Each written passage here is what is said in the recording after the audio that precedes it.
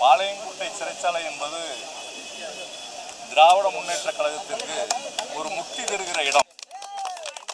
எங்கள் தலைவர், தன்மான தலைவர், தமிழ்மான தலைவர் கலைஞர் அவர்கள் இந்தி எதிர்த்து தமிழக ஒற்றுமையை காப்பதற்காக இந்த சிறைச்சாலையில் இருந்தார்கள். எங்களுடைய கழகத்தினுடைய தலைவர் விசா கொடுமையை எதிர்த்து ஓராண்டு காலம் சிறைச்சாலையில் இருந்தார்கள்.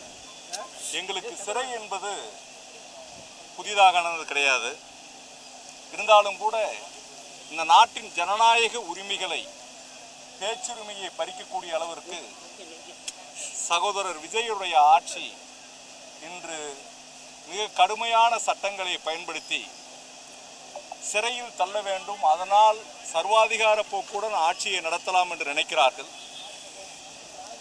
நாங்கள் பல்வேறு சிறையில் இருந்த தலைவர்களை பற்றியெல்லாம் படித்திருக்கிறோம். வாய்ப்பூட்டு சட்டத்தில் சிறையில் அடைக்கப்பட்ட 11 ஆண்டு காலம் சிறையில் இருந்த தேவர் திருமகன், பெருந்தலைவர் காமராஜர், முத்தமிழறிஞர் கலைஞர், இமானுவேல் சேகர் அவர்கள், கக்கன் அவர்கள் போன்ற வரலாற்று சிறப்பு மிக்க தலைவர்கள் எல்லாம் சுதந்திரத்திற்காக நம்முடைய எங்கள் மாவட்டத்தினுடைய பிதாமகன் சிக்கிழுத்த சிதம்பரம் பிள்ளை அவர்கள் சிறையில் பல்வேறு கொடுமைகளை அணிவித்திருக்கிறார். அதனாலே நான் சட்டமன்ற உறுப்பினராக விளாத்திகுளம் தொகுதியினுடைய திராவிட முன்னேற்ற கழகத்தினுடைய இரும்பு உள்ளம் கொண்ட எங்களுடைய தொண்டர்கள்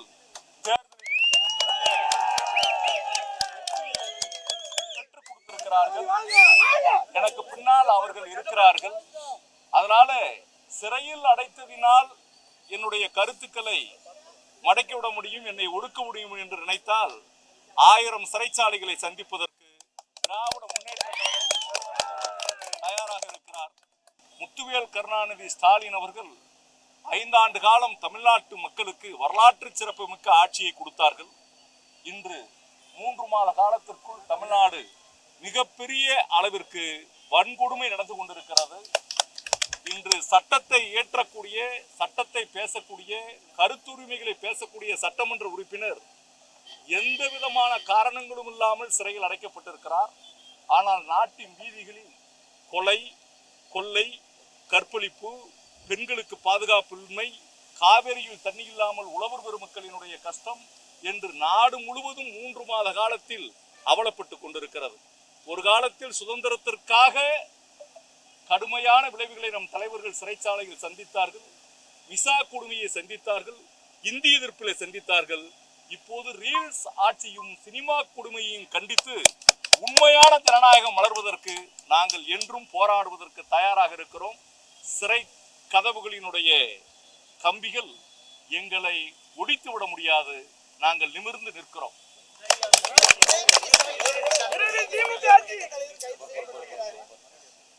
அததான் நான் சொல்லிட்டேன். நாங்க யாருக்கும் எங்களுடைய இளம் தலைவர், நேற்று இன்னைக்குதான் செய்தித்தாளில் படித்தேன், சிறைச்சாலைகள் கூட ஸ்கிரீன்ல பல்வேறு இதெல்லாம் தேவர் திருமகனுக்கு தான் வாய்ப்பூட்டு சட்டம் போட்டு பேச விடாம பண்ணதெல்லாம் பார்த்தேன்.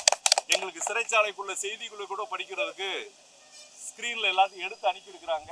இருந்தாலும் கூட நாளை சட்டமன்றம் கூட போகிறது. இவர்கள் எங்களை எல்லாம் இப்படியெல்லாம் அடுக்கி ஒடுக்கிட்டா சட்டமன்றத்தில் பேசிட மாட்டோம்னு நினைக்கிறாங்க. மிக கடுமையான எதிர்விளைவுகளை நாங்கள் கொடுப்போம். ஜனநாயக கடமையை திமுக ஆற்றும். திமுக தொண்டர்கள் வீறு கொண்டு இருக்கிறார்கள்.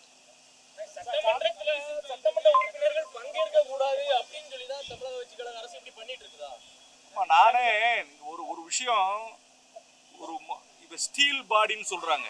ஸ்டீல் பாடினா ஸ்டீல்ல பாடி இருக்குமா? இரும்பு மனிதர்னு சொல்றாங்க. இரும்பு மனிதர்னா இரும்புல மனிதர் இருக்க முடியுமா? கதவை, சட்டமன்றத்தின் கதவை முதலமைச்சர் மூடுவேன் என்று சொல்கிறார். மூடுகிற போது அது ஜனநாயகத்தினுடைய உரிமை. இதுதான் கொஸ்டின் ஆஃப் லா. இந்த நாட்டினுடைய சட்டத்தையே கேள்வி கேட்கக்கூடிய உரிமை நமக்கு இருக்கிறது. அப்ப நம்மளுடைய வட்டார வழக்கு ஏற்கனவே யுத்த பூமி நம்ம தூத்துக்குடி மாவட்டம் விளாத்திகுளத்துல தான் எல்லா சுதந்திர போராட்ட வீரர்களும் இருக்கிறாங்க. உரிமையை விட்டு கொடுத்ததற்கு பிறகு என்ன பண்றது? அதனாலதான் வார்த்தைகள் பருமனாவதற்கு பல்வேறு காரணங்கள் இருக்கிறது. முதலமைச்சர் அவர்கள் இன்று ரீல்ஸ்ல முதலமைச்சராக வந்துட்டார். ரியல் முதலமைச்சராக இருக்கிற அளவிற்கு அவர் பக்குவமாக பேசி கத்துக்கொண்டால் எல்லாமே சரியா இருக்கும்.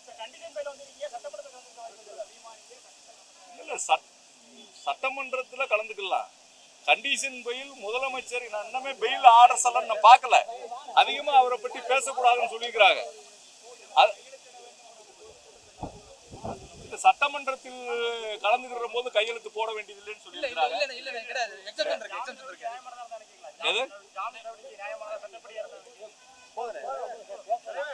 இல்ல இல்ல அதெல்லாம் ஒன்றும் பிரச்சனை இல்லை. சிறைச்சாலை வந்து எங்களுடைய தலைவர் வந்து 5 ஆண்டு காலம் எப்படி நடத்தணும்னு சொல்ற மாதிரி எல்லாம் சொல்லியிருக்கோம். இந்த சிறை ஓடிக்கிட்டு இருக்குது. அதனால வந்து சிறையில எத்தனை வருஷம் இருந்தாலும் நாங்க இருந்து எதிர்த்து ஜனநாயகத்தை காப்பாற்றுவோம்.